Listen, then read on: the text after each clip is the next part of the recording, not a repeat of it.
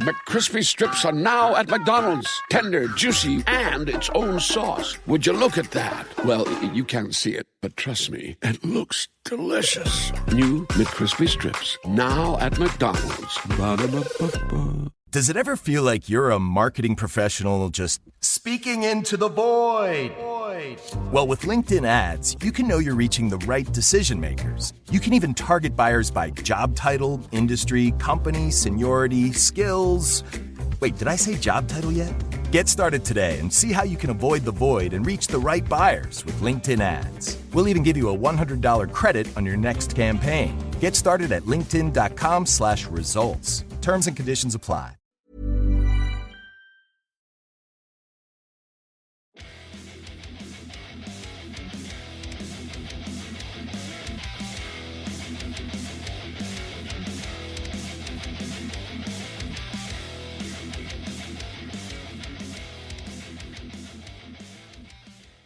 Hi guys, welcome to this week's episode of Heavy Metal Tones. With me, your podcast host, Tony Evans. Again, this is another one of the specials. This is Metal Roos Tapes Volume 2, where I dive into the catacombs or vaults of the interviews I've done with several bands, several performers, several artists, whatever you like to name them, for Metal Roos, the online heavy metal magazine based here in Australia for all of your metal needs. That's metalroos.com.au.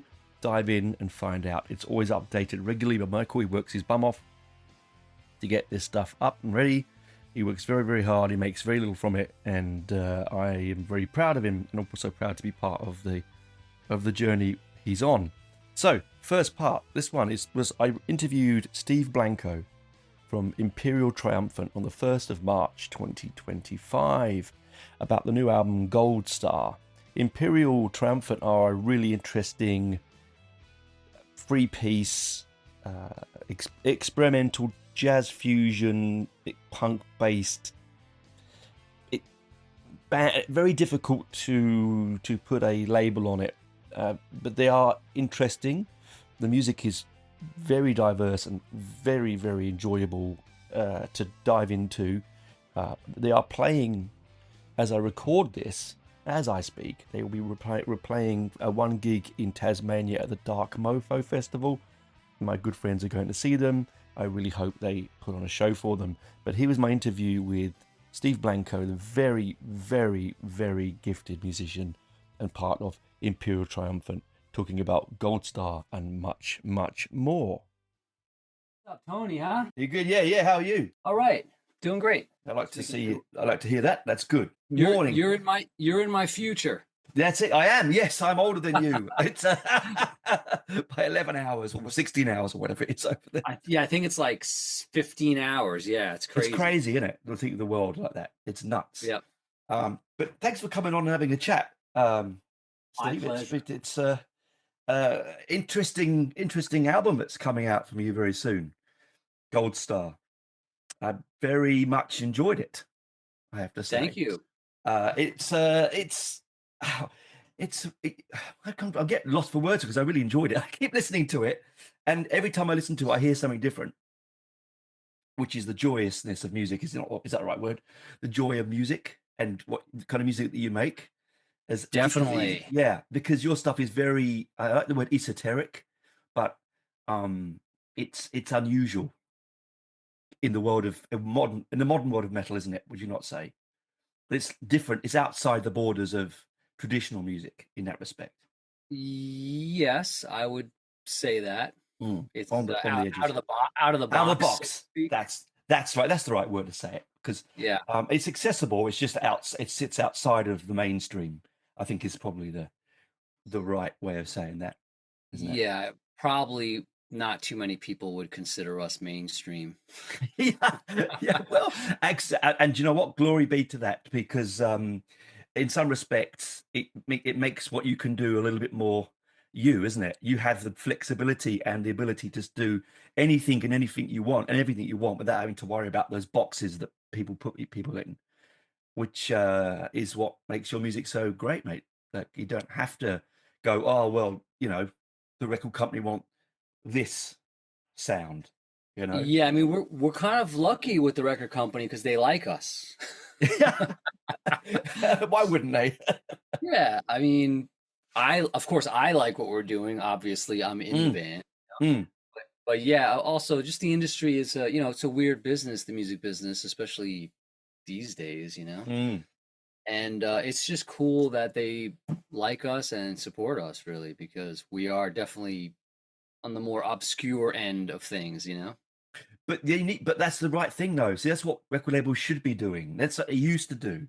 They had they used to, that years have gone by. They'd had their mainstream labels that made all their money, and then they would help push unusual stuff or individual stuff because they had that money from that stream to come over to you to go, hey, come on, we're going to make more Imperial Triumphant. Like, let's do that. For those that in the know. I mean. Yeah. I was listening back to your back catalogue, and some of the stuff that you've done, it blows my mind, because if you don't know you, and maybe some of these guys are watching this video might not know you, you're very much a jazz infusion kind of. It's a difficult box to put you in, because I don't like put people boxes anyway. But it's a difficult sound to describe. But some of the stuff you cover, Dizzy Gillespie and Rush and Metallica, and it's just crazy. Some of those stuff you've done, but when you listen to your actual albums, they just have such a unique New York sound. Can I say that? Is that? Would you agree with that? Yeah. I mean, New York City. I actually don't live there anymore. I moved. In September. I just moved out of there. Okay. But I'm from there, and I spent the better portion of my existence there. And I left happily, I might say. Oh, good. But I'm currently in Nashville, which is awesome. Yeah. But the city is, every city is its own personality, right? So to speak. And obviously, the bigger cities are crazier. They're harder to live in, right? Life. Quality of life is lower, right? Yes. In most of them, maybe Tokyo might be an exception to that rule, right? But yeah. but most big cities, the quality of life is lower than the smaller towns, let's say, right? And on top of that, there's a chaos involved in a place like New York. Also historically, New York has a lot of connections to the dark side, And so there's no shortage of material for an extreme metal band. Let's put it that way, right? Yeah, I was thinking that myself this morning, listening to the new album, actually. Yeah, we like even if we just spent the rest of our career as a band only writing about New York City and it being the apex of evil, so to speak, we would never run out of material. but obviously we don't only write about New York City, but it's a big part of it. Also, the three of us came together there, so that has something to do with the big consciousness or the universal rails or whatever, however you want to look at it, right? And so that definitely is, of course, in the music. And there's also the music history, at least in the United States. New York City played a big role. There was always lots of musicians there, composers, and the jazz scene was pretty strong in New York City in the early part of the 20th century and that kind of stuff. And that's what I feel when I listen to yours, because there is that jazz influence and you can hear it, particularly right from the beginning. There is no way of getting away from it. That jazz is in the roots of the music that is there that you play. And I've been to New York a couple of times, and mainly back in the 80s, mind you. I haven't been for a long time. But when I was there, I just remember the music scene being so, it mimicked the city in some respects. Like it was chaotic, it mimicked it completely. In the 1980s, the music scene in New York was amazing. Yeah, it was amazing. It was amazing. I went every night something different. It was like crazy stuff.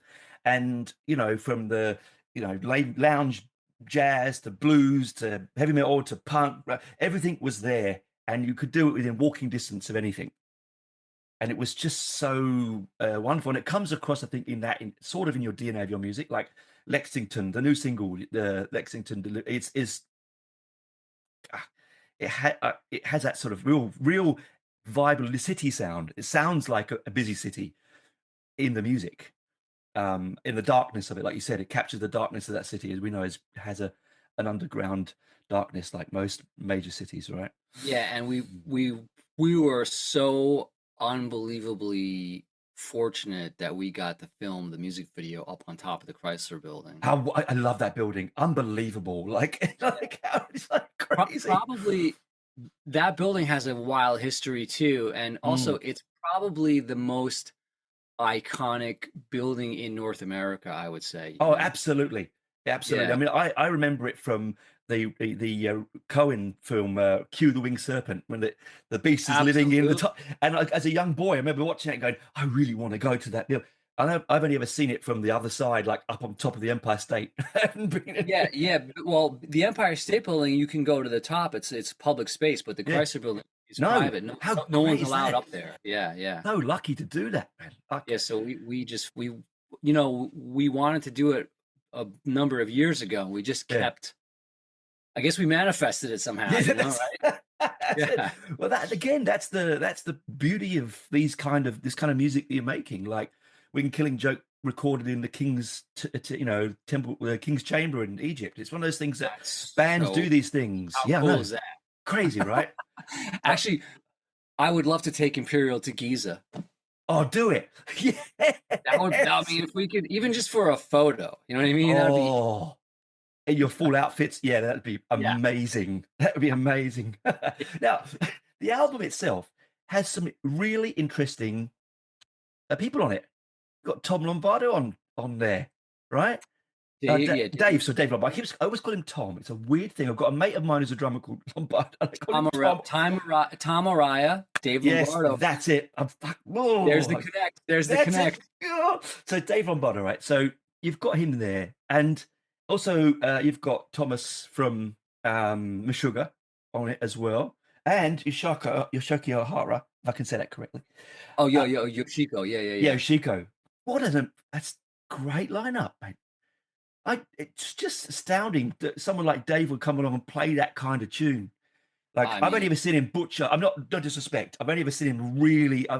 He's pushed me back with his drums. I've stood front row when he's hit the drums. I felt back, right, with the power of his drums, and there's so much finesse in the tracks that he's playing on. But Dave is actually he's an amazing musician, like all around. Yeah. And he plays all kinds of music, and his post-Slayer career has been really interesting, actually. All the different projects he's been part of, and what he gets called for, and the fact that he said okay to being a guest on our record is pretty amazing. It's wonderful, isn't it? Yeah, we're ecstatic, and he's super cool. He's such a cool dude, so like it's pretty awesome. You get that feeling. I've seen interviews with him that he's nice and laid back kind of guy, and you think, because the music that he played in his past, it doesn't correlate.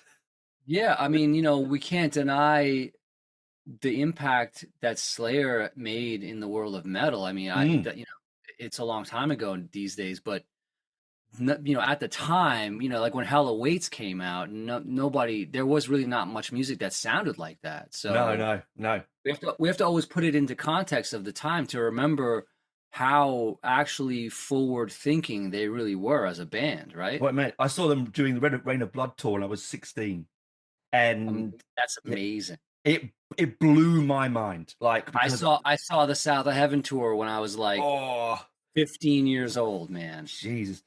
And I wasn't expecting it because it blew my mind because I had not really experienced them. It was a friend of mine said, "Come on, this band's amazing." And like, okay, because in the UK then they were underground.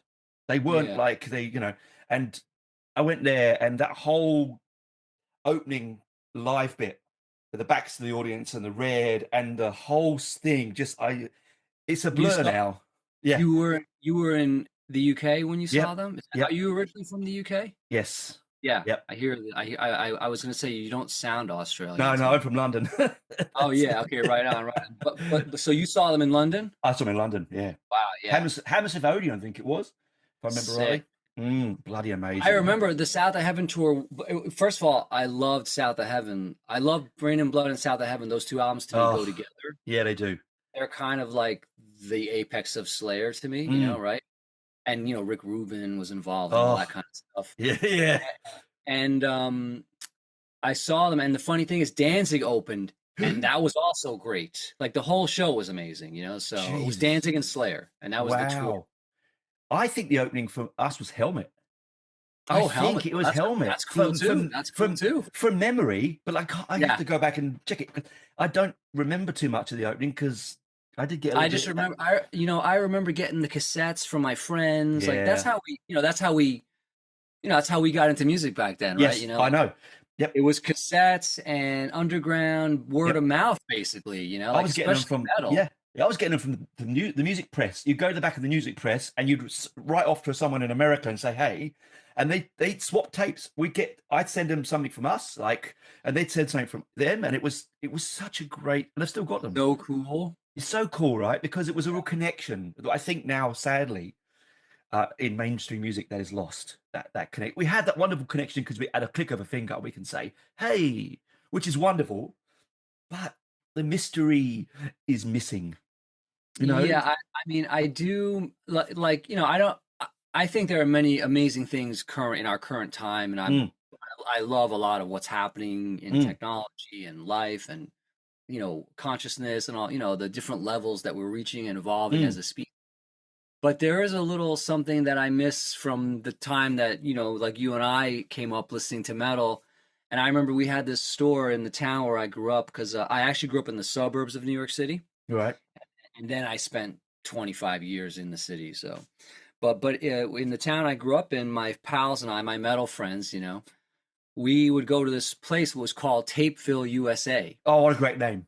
It was, I mean, man, Tony, it was the coolest place in the world. Like we go in there and it was just metal tapestries, all the metal things, the chokers and the jewelry, all the pins, Patches. Yeah, like it was just everywhere. And there was a couple that owned it and operated it, and they were really cool, and we knew them, and they knew us, and like I feel like that like sort of organic community. Yes, it's not the same. No, it's not the same. Because we exist in the glass box on the phone, and I love it. Don't get me wrong. I love that I can keep in touch with people around the world. We can do this. We can do this. Yes. Yeah. Yeah. I love all of it, but I do. I'll say this: I'm glad I got to experience Tapeville, USA. You know what I mean? Exactly right. I was just saying we had that experience. We were pre-interneters, right? We had that. Yeah. We had the joy of doing that, but spending all your money on an album because the cover looked good, getting home and it was crap. But you went, okay, but I didn't know because the cover looked good. We didn't have the way of just going and listening to the album. Nope. You just get it home and go, wow, that looks amazing. And you put it on and go, what the hell? What is this? It was amazing. That's the thing. Or conversely, you go, wow, this is amazing. What the hell is this? Where did this come from? Interesting point about Imperial Triumphant is that if you talk to the three of us, we're three different generations. So each of us has a different way that we came up, which is actually a part of something I really enjoy about the band, actually. And that's probably why you get that sound, because there is a different influence. You're not all from the same suburb, growing up as school kids, like a lot of these bands. Someone's bringing this influence in. You're bringing this one in. Kenny brings his whole entire thing. Zach's got his whole entire thing. So it's pretty cool, actually. Yeah, I mean, as I said, New York has that wonderful thing, the punk scene, the hardcore scene that sort of moved into extreme metal. That's when you and I were teenagers. Yes. Because the punk scene in New York City was very strong. Oh yeah, in fact, a lot of people don't really realize that punk really actually a lot of people think it was birthed in London, No, but really it was birthed in the suburbs of New York City. New Jersey. It was, but it was politicized in the UK. So, absolutely. I mean, it was very strong. Yeah. It was strong in the UK also, but it started. It was born in America. Yes. Yeah, it was a seed in the suburbs of New York. So it was really fascinating. I mean, I can't believe I grew up I lived through that. It's amazing, isn't it? I feel the same. Dudes with mohawks walking around everywhere and shit, man. It was crazy. My brother was one of the. I used to hang around the sex store in London here, Vivian Westwood store, and he had Big Mohican. He'd come home and he had all the gear on. I've still got a lot of his t-shirts. And it was so cool. It's great. Mate, I've got a big tattoo of Sid Vicious on my back for a reason, right? Like there's something about that anarchy that comes really, into your music. Yeah. yes, anarchy, right? Well, Sid Vicious, he kind of, Oh, he kind yeah. of brought that word into it really strong, right? Yeah. Actually, if we think about it, we could take it back to the Ramones, and they're actually from New York. I love the Ramones. Yeah, There they're is from some, yeah, they're from Queens, right? yeah. So What a so I band. guess that's even earlier than what I was thinking. I guess because they're like what, the late 1960s, right? Late 70s, Oh, 76. they, Yeah, oh, they 75, started in the 76. Yeah, 70s? Oh, okay. yeah, So then yeah, I'm wrong. Nope. yeah, Then I was right. Then it's Jersey because yeah. the Misfits came out of Lowdown, New Jersey, Oh, Misfits. Yeah. and that was like 1971, I think, right, Yes, or something like yes, that. yes. I even like the other weird bands like Sam Hain. Oh, yeah. Remember, like that was another Glenn Danzig thing with Yep. one of the dudes from the Misfits, and I loved all those iterations of music. Well, you're so lucky because you and I'm from London, you're from New York. We were both very lucky that we grew up in scenes that were very saturated. Like where I grew, I have four brothers, and one would listen to reggae, one was listening to punk, one was into heavy metal, one was into classical, or prog, which I love. You had all this sort of stuff. And I could go to any record store, anyone, and just pick something different up. It's a bit different now. It seems to be sanitized, and quantisized, right? But music like yours, though, music like yours is what makes me smile on a daily basis because I go to it and I know that there's people out there that are still making this music.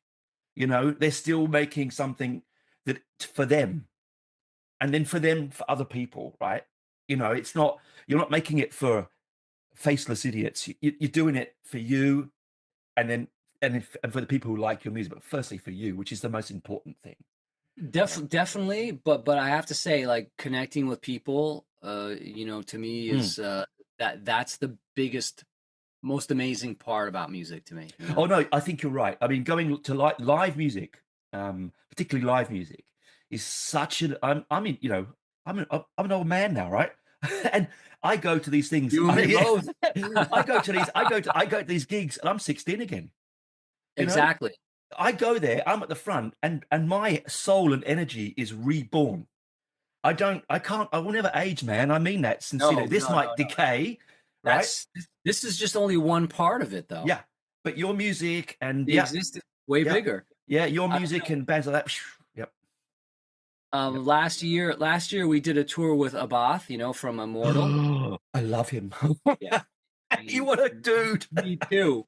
But I'm just bringing it up because at some of the shows, when I got to watch their full set and really enjoy it just as a fan. Yeah. Because we were already done with our set, right? And then they were headlining. There were a couple nights where I felt like I was 12 years old. Oh, wonderful, isn't it? Just because I was just enjoying them ripping. It's wonderful. I mean? It is wonderful. It is. Yeah. And I'm one of these people that can never stand at the back. Whatever happens, I'm always going to be right on the barrier, Yeah. Unless I'm with people that won't go, fair enough. But if I'm on my own, I'm at the barrier because I want to be this close to the musician. I get the energy from them, and then I give it back. Absolutely. The interesting thing about growing up in a place like London or New York, obviously those two cities are very similar, and just think about all the music that passed through both of those cities. Think about all the music that came out of London, which is really insane. Actually, if you think about it, I would say there's probably more bands that came out of London than New York, because you also got to think about like the crazy pop scene, like in the 1980s, like Depeche Mode, and these English, all these Duran Duran, all these crazy English bands that were so good, right? Oh yeah, yeah. I mean, I remember Depeche Mode, like when they would just stand on the stage with just like synths, right? And dead still, dead still, and it was just like each dude had a synth, and they just played this dark pop shit that was so fucking cool, right? Yeah. OMD. Oh yeah, man. Oh yeah, man. Oh yeah. So that always fascinated me, even when I was a kid too. Just like thinking about all the music that passed through those two cities, right? You could sort of loop Los Angeles in there, kind of too, because there was definitely I don't think these cities are anything like that anymore, by the way. No, I think we're transitioning into a whole different existence. Yeah, yes. But LA had maybe arguably even a higher concentration of creative people all in the same place because of the movie industry, right? Oh, yes, yes. Yeah. So it's there was a lot of interesting things going on. But the funny thing is I always think about is that most of my favorite bands are not from New York. So, I don't know what that means, but Well, because you know why? Because I think you and I were lucky. We were saturated by the sound that you looked outside. Because you've got, it's like having it's like eating well at home every day. Just every now and again, you want to eat out, you want to go try something different, reach out beyond. And then when you reach out beyond, you find these amazing things that you then, you consume always. I mean, I think that your music, go back to what you said before, and I actually just thought of it then. The darkness of London, the darkness of New York, there's such an underground bubbling darkness in both of those cities, such a seething. It's both of them, both of them, and it's such a place to create dark music. But your music, interestingly, Steve, is dark. I mean, there's no doubt about it. It's extreme music. Let's be honest, it's extreme, but it has a beauty to it. There's a melody to it. There's a softness to its edge that you don't hear unless you want to try and hear it. Sometimes people put on extreme music and they walk over it and go, "No, I can't. It doesn't. It's just noise. It sounds like noise to them." Yeah, it's just noise. But I always say, listen, sit back and give it a go. You will hear the melody, like the vocals. Some people go, "Oh, I don't like death metal. I don't like extreme vocals." And I used to say to people, don't listen to it as I'm singing. Think of it as an instrument. If you close your eyes and don't worry about what he's saying, just listen to the tones he's bringing or she's bringing. You're going to get the feeling of the album. I think if you go there with a negative thought that it's too heavy or too strong or too dark or too aggressive, you're never going to break into it, and you won't see the beautiful melodies that you create. That's really cool that you say that, because actually that's how I think of it, really, because to me music, obviously it's subjective and everyone has a different like referential foundation for what sounds extreme to them and not, right? Like to me, everything we do sounds perfectly harmonious, right? Course, like of course. I don't hear it really as like dissonant in that sense, but beyond that, because music is so much bigger than we are, like we're just channeling something, right? I mean, that's right. Think about all these mystical people with very huge brains that were drawn to music, like Pythagoras and, all these different people throughout history, that they were trying to figure out the mystery of music, right? Because it really is a mystery. We still have no idea what it is, really. It's like electricity. Yeah. It's like electricity, like we really have no idea. These are just forces that exist in the universe. And, some ancient cultures say that, the universe was birthed through a song. I think the Aborigines actually, that's their thing. Yeah. So if you look at that as allegory, right, which most of that stuff usually is, you can say like sound is such a powerful force that it might very well be the creation force of the universe for all we know. Who knows? Yes. Like it's very healing. There's so many different things that sound does, and music is an extension of that, right? In the most direct sense. So to me, the beauty part is what it's all about. Like that's the whole thing. Yeah. Like it's like what was that Mel Brooks movie, Young Frankenstein? I love it. Yes. Every time she plays the violin, right? Like all of a sudden he's chill, right? You know what I mean? Right? Exactly right. But also you're right, because long gone, when you and I are long gone from this place, your music will still be here. Beethoven has been dead 400 years or whatever it is, but his music is still played every single day and still I still loved. So do I. And I still love it. Yeah. And that's the point, isn't it? So, you're very blessed. I think I always look at people who can create as well as you can, because I'm quite a bad bass player. I get by, right?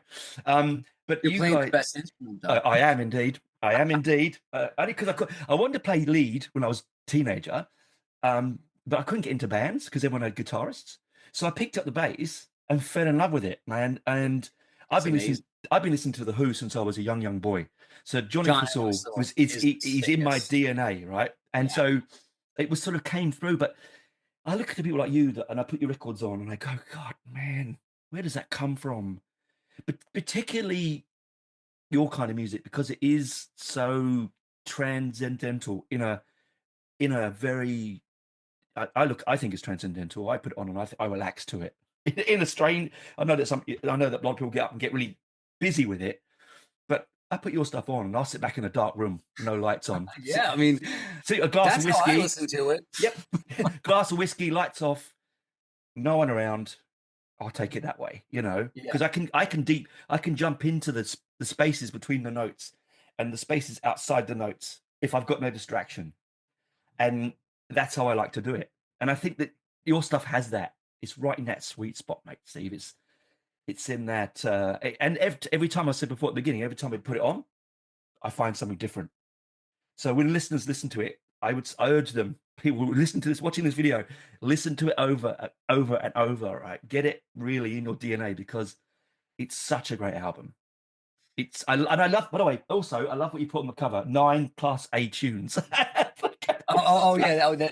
Zach, I love the way all of that evolved, because Zach was actually getting interested in like old cigarette advertisements and like the marketing behind it all. Because it's great. So those companies had very good marketing behind them, right? You know? Yeah. And so they came up with some of the coolest looking ads and graphics and art and everything. So that was kind of how all that sort of started and spawned, I smiled. I just have to make a quick shout out to Zabig Bialik, who did our cover. It's great cover. It's great cover. He's amazing, man. He's amazing. But it matches the music brilliantly. It has that kind of somehow it really does. It's that kind of metropolis, that kind of German sort of what's the word? Not neoclassical, German impressionism. Impressionism, yeah. There's that German impressionist cinema feel. Yeah. That Dr. Caligari, that kind of creativity to it, without being too all the Fritz Lang the Fritz Lang movies. Yeah. Has all that without feeling like it's because a lot of those Fritz Lang's movies were like was meant to be in, it's built. It looks like New York. I love that. I love that. It's very disturbing. Dark as all hell. Yes. Whoa! Yes. I studied at art college. I did that one, and I did Caligari, and it was like, whoa! This is, which is for its time. It's very future forward thinking, because it's amazing it wasn't banned in every country possible, because it's so dark. Yep. Oh, just brilliant. But that's where your music and your art connects to it's a very visual music, a visual form of audio, I think. Yeah, I mean, I do feel like Imperial has like a cinematic quality, because we're all into films, the three of us, so kind of makes sense, right? Yeah. And films with good music are some of my favorite films, right? So well, exactly right. That's what it all becomes that way. It's all connected, mate. Anyway, I'm running out of time, unfortunately, mate. I could talk all day. I really could. I love this conversation. Oh my God. Thanks. We'll do it again sometime. Yeah, we'd have to, man. Yeah. Good luck with the album coming out. I hope it blows the roof off, because people are going to love it, mate. You should be very proud of it. Thank you, Tony. And I just want to say real quick, we have a lot of touring planned. Ooh. I can't say what it all is, but maybe even you in Australia might be seeing us. Whoa, that would be outstanding, man. I would love nothing more than to see you at a show, Oh my God, that would be amazing. And Portal. Oh yes, yes, brilliant, fantastic. But okay, yeah. So I enjoy the rest of your day. I love this chat. Man. Thank you, mate. I love the album. I'm gonna go to a darkened room tonight and put it back on again, because it's the best way to listen to it. Fabulous. You get every note comes in, and you won't miss every note. It's just there. But again, loved it, mate. Loved it. Thanks again, man. And good luck with settling into your new place. And I love the bass behind you, by the way. I've been looking at it all the interview, going, that's nice. Like, ooh, right. Oh yeah. I only play Fender Jazz. The Fender Jazz is my guitar. That's. I mean, I actually love all kinds of basses, but the jazz bass to me is like the original cool bass. It is, man. I've got a 72 Jazz, and it's like, it has the most beautiful neck. Like, it's just so playable. This one's a Fender Japan one, which is incredible. They make brilliant ones, the Japanese Fenders, Man, mate. Japanese are amazing. Yeah. Yeah, I've got a couple of Japanese 70s, those 70s Gibson.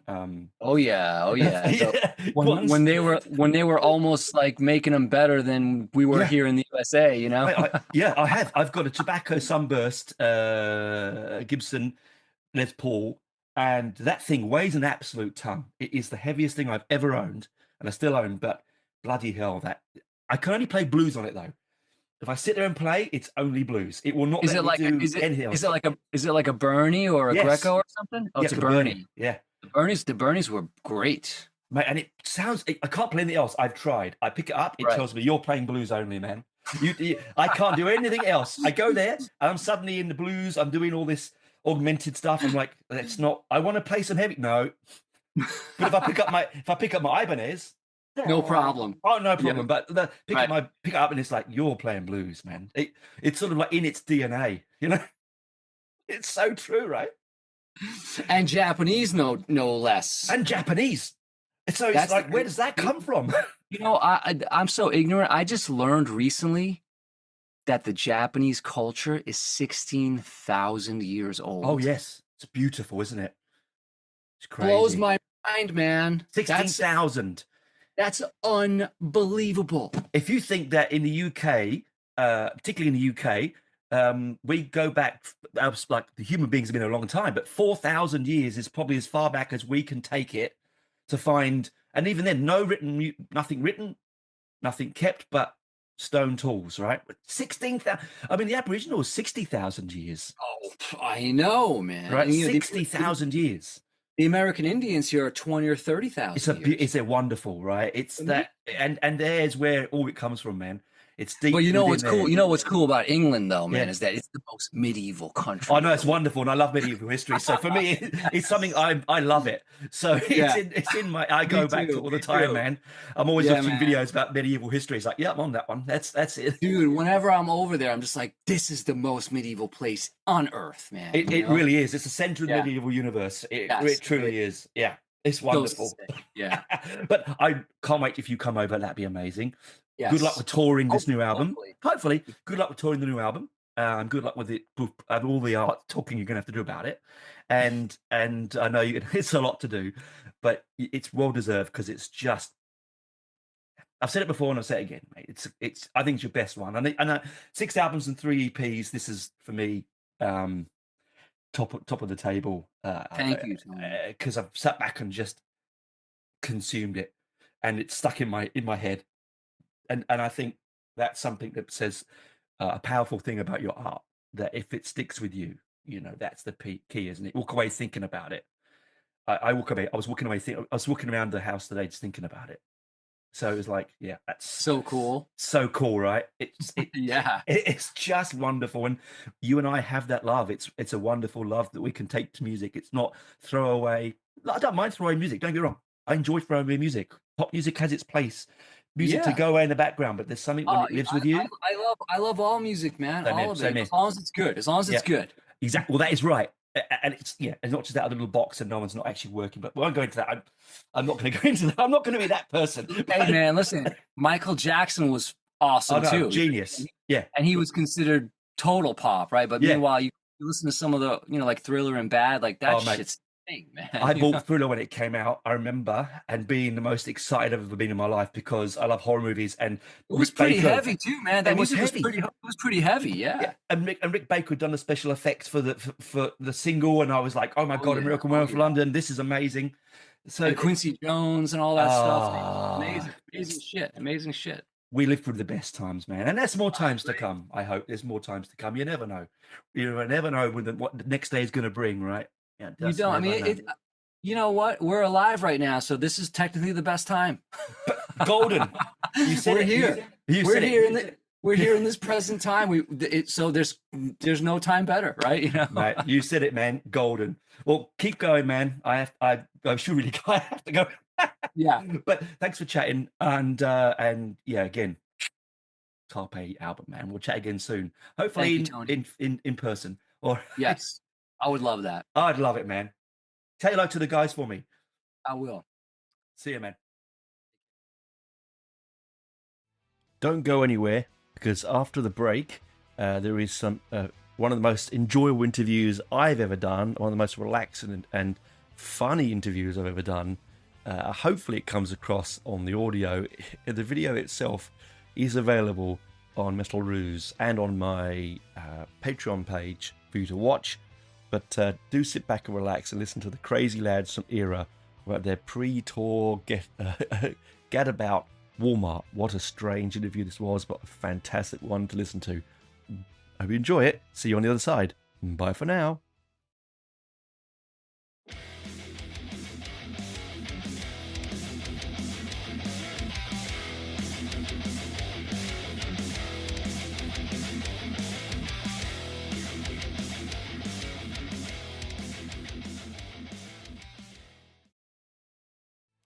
Welcome back. As I said before the break, this is an interview I did with the band Erra and the two lads from Erra just before they're leaving to come on a big tour. It's quite an enjoyable, fun and interesting chat. I chatted with them on the 26th of February 2025, so not that long ago. They were only over here recently for a big tour, a sellout tour, and it was absolutely crazy. A brilliant show. So buckle in for a fun ride with JT and Jesse from Erra about their wandering around Walmart and their supplies they need for the journey on a big tour, and what's to come when they hit the road and what happens when they get to Australia. Anyway, enjoy the interview. I'll talk to you next week. Bye for now. There you go. Welcome to the show, my friend. Welcome to Australia. You're coming over soon, I believe. Yep. Very, very soon, which will be Where are you exciting. calling from? Well, I'm from Canberra in Australia, so the capital. But you're going to be you're not coming near here, but you're certainly getting close. It's a big country, as you know. Yeah. And it's your first headline tour, is it right? Yeah. We kind of tested the waters with like very, very, very last minute headline shows, but this is like the first proper announced scheduled headlining tour. Yeah, with support and production and all that Yeah. stuff. So Yeah, and it's a great lineup. You've got some really big bands coming with you on this tour, and it's a good long tour as well. I was impressed. A lot of bands come over, do 3 shows, and then go off to Asia, which is the usual thing. To see this many shows right across the country is something that the fans are going to absolutely love, man. I love that too. Yeah. I mean, we usually only play the 5 major cities, so it is cool to explore a country that we already love to see even more of. Well, yeah, and the audiences here love your kind of music. I mean, yes, they do. They really do. The prog sort of metalcore, complex pieces of music, especially this new album Cure, which I love, by the way, is sort of something that this country seems to really absorb. Yeah, really does. I've lived here for 28 years now, and it seems to have evolved and changed, and it's moving towards that your kind of sound really, really quite quickly. I think people will really appreciate the complexity and the musicality of it. I'm so sorry. I'm a Walmart. Bringing a slice of home to you. I was like, I was trying to get back by the time all this started. I'm sorry. You're all right. You're all right. We're leaving for tour at like 5 a.m. So me and our merch are coming to get some supplies at Walmart. So I don't blame you. I honestly think this is the perfect way to do a pre-tour interview. I mean, do you guys have Walmart in Australia? No, we don't. No. Oh. Well, welcome to Walmart. We're going to show you first. Has everything and anything, right? Oh God, yeah, and it's cheap. You can get an AC/DC shirt and some Reese's and some sorry, it's all right. Some candles, some new candle, to soothe yourself. That's right. Yep. What else I got? Oh my God, what even is this? Who knows? Looks like football. You lights up. Anyways, sorry, don't let me derail. I'm here. I'm present. Yeah. So I love it. So you start in Perth, which is an interesting place to start. I'm really impressed with, at the moment, there's been a slew of bands coming and starting in Perth. And you've been to this country, you know how bloody big this country is, right? And Perth being so far away from everyone, it's so good that they get to see you first. Well, it's good to do it first too, because we can circumvent that long flight that we usually make to Perth from the east side. That's true. Yeah, exactly. So you're fresh when you get to them. Well, as fresh as you can be after that kind of flight coming into the country. Yeah. I think we do have a great stay. Yeah. Yeah, just get the long one out of the way. Do you guys need anything? You guys need any produce or anything? You're right. No, I'm good. So you start in Perth, you go to like Adelaide, Melbourne, Hobart. Wow. Tasmania. Have you been there before? No. We've only done Adelaide, Sydney, Brisbane, Perth, and Melbourne. Yeah, you're gonna love Hobart.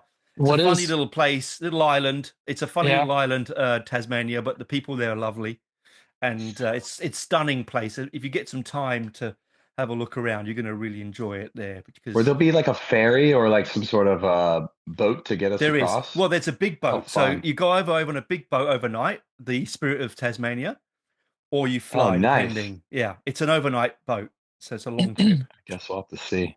It's bloody cold there. Yeah, I don't know anything about Tasmania. Oh, you got the audience are going to love it. I know Sabian. Isn't Sabian from there? Yes, I think a lot of Apple is from there. But the thing about that part of the world, and those guys are cooked, so I don't know what the fuck to expect. I was expecting like a true. Well, I mean, as said, like again, the audiences are going to just lap you up because they don't get it. Like very rarely do international acts play there. Like really rarely. That's cool. So usually they have to come across to the mainland to go to Melbourne to see these bands. So for you to go there is something really special and really something that I really wish other bands would do. But you know, you're doing Wollongong of all places. Go to the Gong. That's not far from me. Central Coast, Sydney and Brisbane. So you know, it's a very varied tour. Bringing this brilliant album Cure with you. I think your best album so far. Can I? Thank you. Without being too, I mean, I love your work. Don't get me wrong; it's very varied and has changed over the years. But this particular one, and I got Blue Riviera, or is it Revelry? Sorry, Reverie. Yeah. Reverie. Oh my God, man, what a track! I like Blue Riviera though. That makes me want to Riviera. I don't know why. I keep looking at word and see Riviera. That's cool. That does have a nice tone to it. I don't know what's got to do with the same concept of the album, but. Onions? Pringles? JT. Oh, definitely the pizza flavored ones. Oh no! Ones? Oh yeah, man. it's like a hot one special. Okay, I wouldn't be mad if you got that for me to try. Let's give it a shot. Might as well. I can't do pizza. I can't do fake pizza flavor or anything. All right, do you want Verde or barbacoa? Verde, right? Well, I'll do either. You're gonna love the snacks over here. You've been here before, so you're gonna love all the stuff over here. I'm sure you're Vegemite fans deep down inside. No. Well, all right. Here's the problem. The way we tried it, we didn't try it with butter, and I heard having butter on one side. Yeah. We didn't do that. They're not gonna be good. I'll give you a tip. So cheese and Vegemite, sure. Very nice. Cheese and Vegemite, very nice. Thin layer of cheese, thin layer of Vegemite, white bread. Bingo. I'm down to try it again as long as the presentation is different. Yeah, I think that's all it is. You watch these videos of people come here and they go, "That's fat." Well, yeah, if you take a big mouthful of it, well, anything, if it's salty, like it's horrible. You've got to put it with something else, you know. Right. Oh dear me. So you know, you're coming with a French giants of the band and a US giants of the industry coming, you know, with Silent Planet and Resolve. It's going to be pretty unbelievable. How did you get those two on the lineup? Oh, we go way back with Silent Planet. Oh, really? Oh, fantastic. Yeah, we love them. Yeah, great. I've only watched them on YouTube, so I've never Post seen them Malone live. Oreos. Post Malone Oreo. Are they tattooed? Yeah. That's actually crazy. Probably Anyways, his special variant with peanut butter. Yeah, that's right. Yeah, we love the Planet guys. We toured Silent Planet, toured them 2 years ago in Europe. Done a lot of US touring with them. We've done them for a long time. So that's very easy and very comfortable. And then Resolve, we just had like a one-off show with them last summer in Europe. We played a headline show with Alpha Wolf, Crystal Lake, Resolve in Karlsruhe, Germany. Yeah. And that's like how we heard about Resolve. We like just watched them. We are like, this band's very good. And now they're on tour with us. And that's pretty cool. Glad they said yes. And it's, I not really knew much about them until I saw the lineup and I went and just watched some videos. And yeah, I get it. Like Silent Planet cool. again, I knew before, but Resolve I didn't. So it was like, oh, that's going to be really good, particularly for Australian audiences, because they're going to see three bands they would never normally get probably chance to see on the same stage, which is going to be a thrill for them, a thrill for you, I'm sure. Yeah. And how is the album going over? Is it doing well? Cure? Yeah. Yeah, it hasn't gone down. The numbers haven't gone down. That's, so that's good. That's good. Only way is up, right? Yeah, they have everything has been up, which is great. Yeah, the songs seem to go well live, and they're definitely fun to play live, and we like them, which is important because we're the ones that have to play them all the time. So. Of course. Well, that's another thing. You can play them live. You're going to enjoy doing it. You don't want to spend your whole life work. I mean, we all have to do a job in our lives we don't want to do sometime in our lives, right? Yeah. You don't want music to be that way, though. You want it to be different. That's the point of doing it, isn't it? It's not to be a job. Yeah. I mean, like, it's that band Warrant. They had to play Cherry Pie every night. That's miserable. I don't want to. Exactly. Well, I made him do Run to the Hills every single night. I mean, like it's like, oh. Well, that's a better band, but yes, but it's the only one I could think of. Sorry, I love Maiden. I feel like Warrant probably opens and closes with Cherry Pie. So I'm glad we like our opener and our closer. As long as are you going to play Slow Sour Bleed? Oh yeah. Oh yeah. That's a fantastic number. That one. Yeah, it's weird to think the songs we've been playing for like a year, you guys are all going to hear for the first time. So you're going to get a lot of Cure. Yeah, wonderful. And that's what that's what you get from any audience that sees a new band or a band they haven't seen for a long time live overseas. Europe and US, you tour a lot, so they see a lot of you. Coming to places like here in Canada and like the end of the world, it's such a good thing to know that I can go to Sydney and hear you play that song because I actually love that song, and it's like it's so be technical. There on time then. I will be early. there. It's early in the set. Yeah. I'm always early, mate. You'll be all right. I'll be at the bar, so you'll be okay. Perfect. So. Speaking of which, while we wrap this up, your set list. I mean, you've got quite a few albums to delve into with different textures and styles, and this being your first headline tour, has it been difficult writing a set list? No, because we've.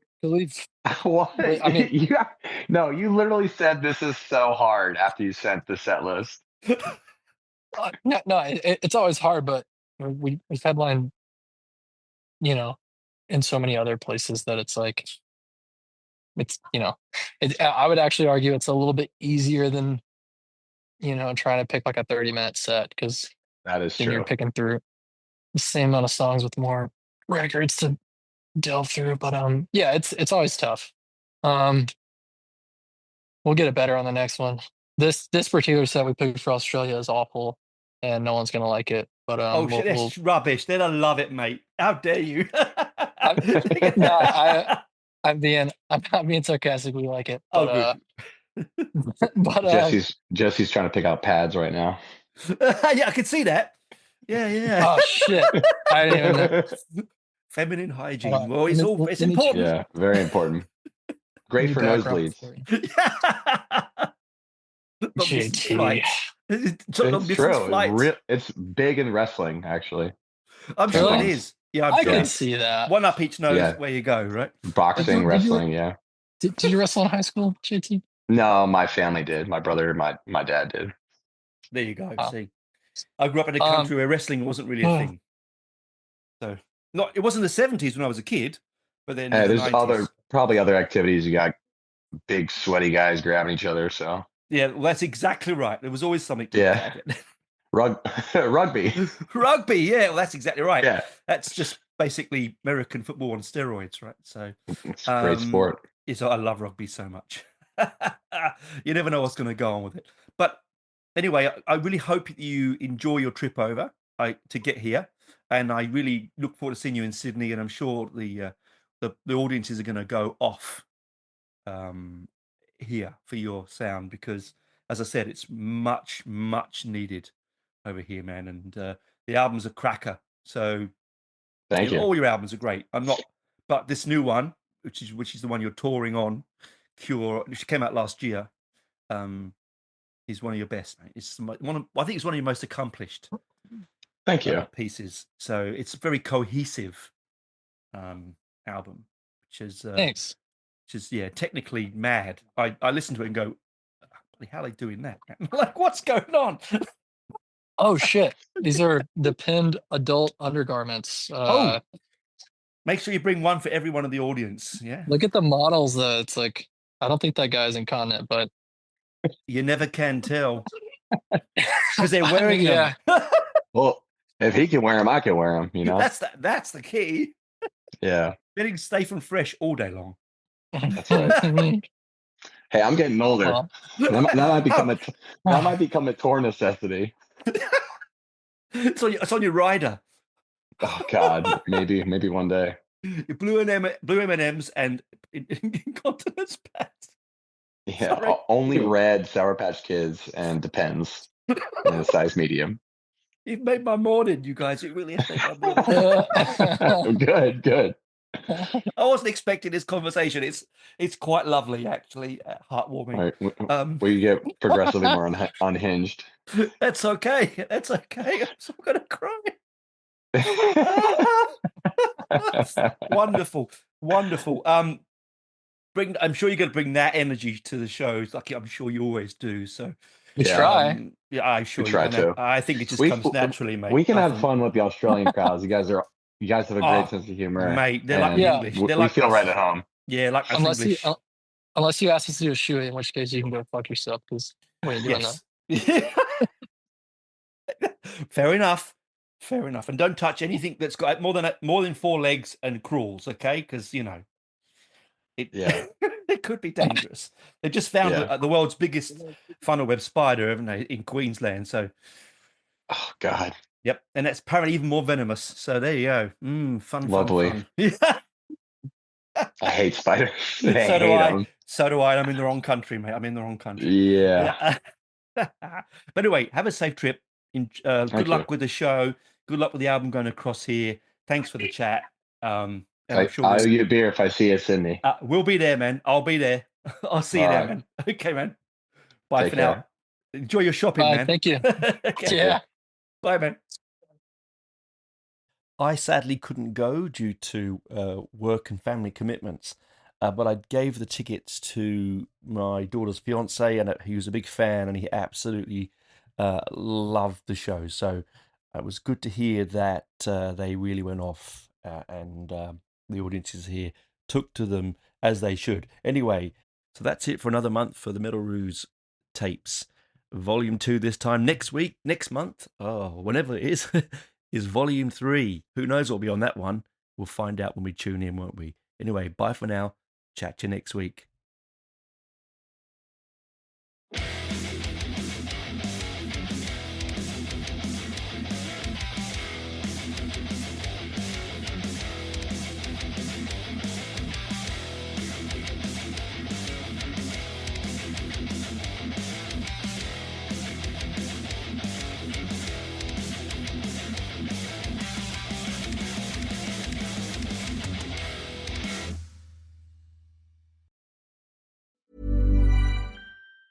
Did you know that foreign investors are quietly funding lawsuits in American courts through a practice called third-party litigation funding? Shadowy overseas funders are paying to sue American companies in our courts, and they don't pay a dime in U.S. taxes if there is an award or settlement. They profit tax-free from our legal system, while U.S. companies are tied up in court and American families pay the price, to the tune of $5,000 a year. But there is a solution. A new proposal before Congress would close this loophole and ensure these foreign investors pay taxes, just like the actual plaintiffs have to. It's a common sense move that discourages frivolous and abusive lawsuits and redirects resources back into American jobs, innovation, and growth. Only President Trump and congressional Republicans can deliver this win for America and hold these foreign investors accountable. Contact your lawmakers today and demand they take a stand to end foreign-funded litigation abuse.